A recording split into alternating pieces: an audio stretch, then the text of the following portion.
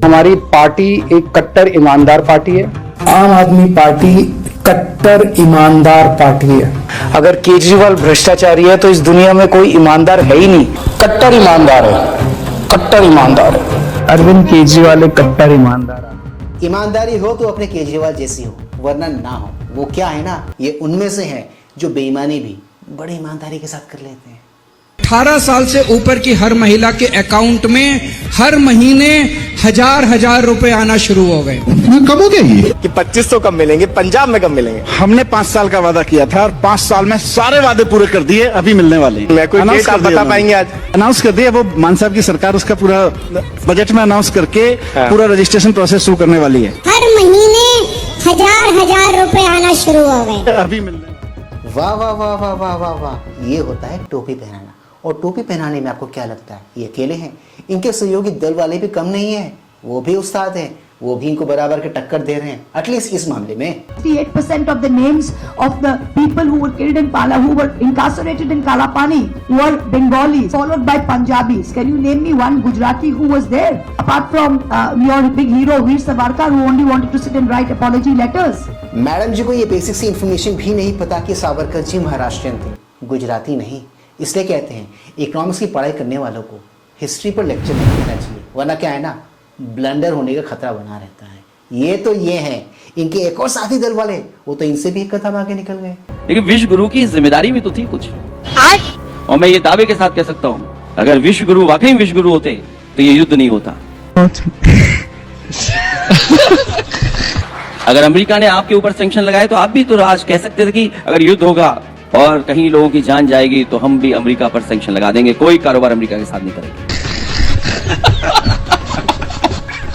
हम ऐसा कर सकते थे कि हम अमेरिका पे सैंक्शन लगा दें, तभी तो फिर आप स्वीकार कर लीजिए कि विश्व गुरु नहीं। कसम से ऐसा अगर हमारे देश का विपक्ष हो तो हमारे देश को किसी बाहरी दुश्मन की कोई भी जरूरत नहीं है।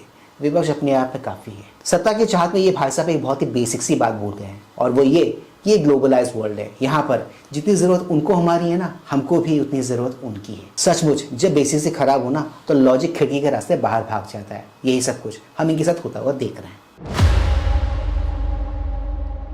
Please like share subscribe and high पर यूट्यूब चैनल, ताकि हम ऐसे कंटेंट्स बनाते रहें और हमारा ये कंटेंट ज्यादा से ज्यादा लोगों तक पहुंचे। तो दोस्तों ज्यादा वक्त न गवाते हुए let's go back to the topic then. देखो मित्रों, लिकर स्कैम केस में केजरीवाल जी को लोअर कोर्ट से तो राहत मिल गई है, बट उनको हाई कोर्ट से अभी तक राहत नहीं मिली है। ये मामला अब हाई कोर्ट चला गया है। अब भविष्य में इस केस का क्या होगा क्या नहीं होगा ये तो कोर्ट तय करेंगे, उस पर अब हम क्या ही बोले। बट हाँ, एक बात तो है, इनके पुराने पाप, इनके किए हुए सारे के सारे जो पुराने कर्म कांड है ना, वो अब धीरे धीरे धीरे करके लोगों के सामने आ रहे हैं। हमने बिजली फ्री कर रखी है पूरे पंजाब के अंदर। पंजाब और दिल्ली में पहले हमारी सरकार थी। 2 राज्य जहां आम आदमी पार्टी की सरकार है, 2 राज्य जहां आम आदमी पार्टी की सरकार है, केवल वही 2 राज्य है जहां बिजली फ्री है। और अभी मैंने सुना है हमारी सरकार दिल्ली से चली गई, अगले 6 महीने के अंदर दिल्ली में ये फ्री बिजली बंद करने वाले हैं। अब दिल्ली में फ्री बिजली बंद होने वाली है।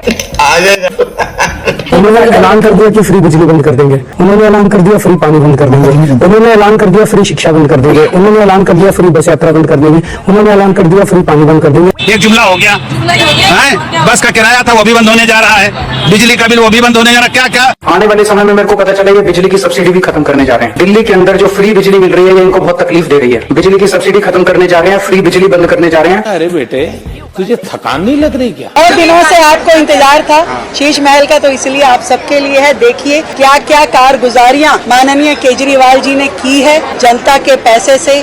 अपना ये शीश महल बनवा करके जिस तरीके से भ्रष्टाचार की हर हद को उन्होंने पार किया, आज वो दिल्ली की जनता के समक्ष है। दिल्ली की जनता देखे कि दिल्ली के गुनहगारों ने क्या क्या किया। मुझे अपनी औकात पता है, मैं बहुत छोटा सा आदमी हूँ, मेरी बहुत छोटी सी औकात है। आज मेरे घर में 4 या 5 कमरे हैं, मैं जहाँ भी जाऊंगा 4-5 कमरों से ज्यादा की मेरे को क्या जरूरत है भाई साहब? 4-5 कमरे ही चाहिए, हाथ पैर पसारने के लिए उतनी जगह चाहिए, और जगह की क्या जरूरत है?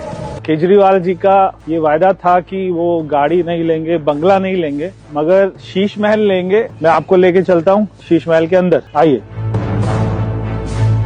वाह, ये किचन है, 5 लाख रुपए की चिमनी है। पूरा किचन में कितना पैसा लगा होगा? 1.5 करोड़ रुपया। कर्टन कितने के हैं?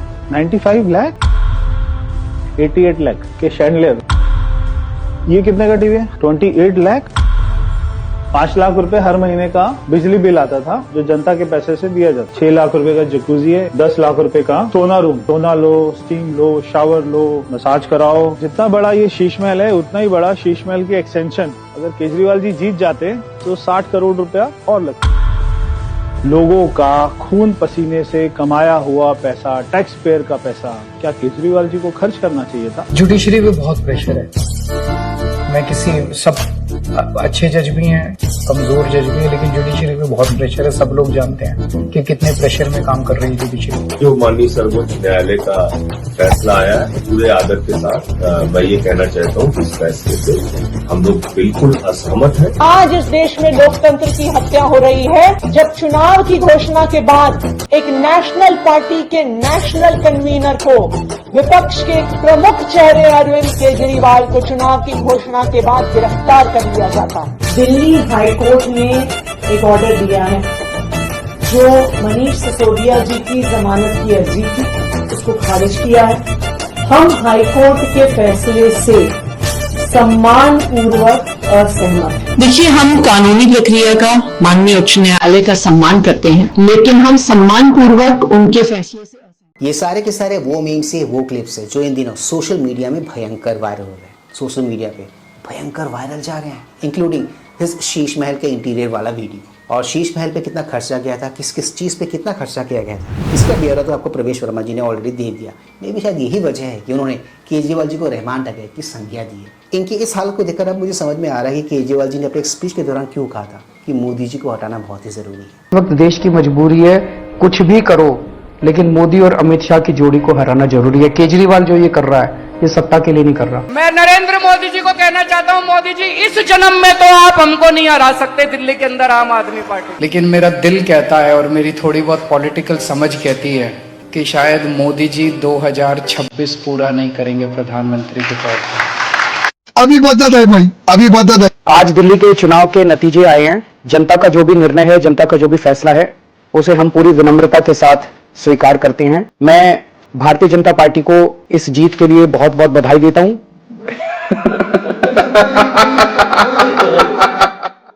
बेचारे चुनाव प्रचार में लगे हुए हैं इन दिनों और इनके एक एक करके पुराने वाले पाप सोशल मीडिया पे वायरल जा रहे हैं, वायरल हो रहे हैं।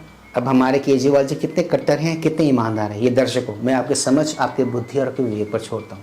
थोड़ी सी रिसर्च अपने एंड से कर लीजिए, आपको आइडिया हो जाएगा कि ये कट्टर है, ईमानदार है, ये क्या है। तो दोस्तों आज की इस मजेदार वीडियो में सिर्फ इतना ही। मैं मिलूंगा आप सबके साथ अपने अगले वीडियो में। And yes, do not forget to like, share, subscribe YouTube channel.